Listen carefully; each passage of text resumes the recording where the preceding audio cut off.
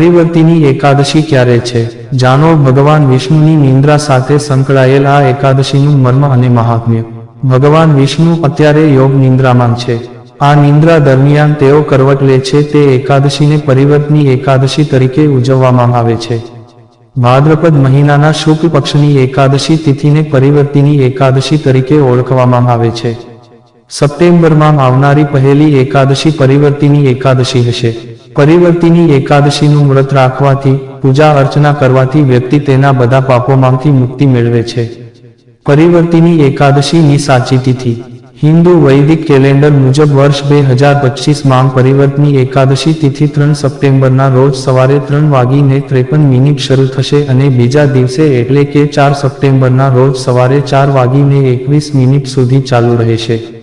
ઉદ્યાતિથિ અનુસાર આ એકાદશી તિથિનું વ્રત 3 સપ્ટેમ્બરના રોજ રાખવામાં આવશે જ્યારે 4 સપ્ટેમ્બરના રોજ પારણા કરવામાં આવશે. પરિવર્તિની એકાદશીનું મહત્વ. પૌરાણિક કથાઓ અનુસાર પરિવર્તિની એકાદશીને પદ્મ એકાદશી અને જલજુલાની એકાદશી તરીકે પણ ઓળખવામાં આવે છે.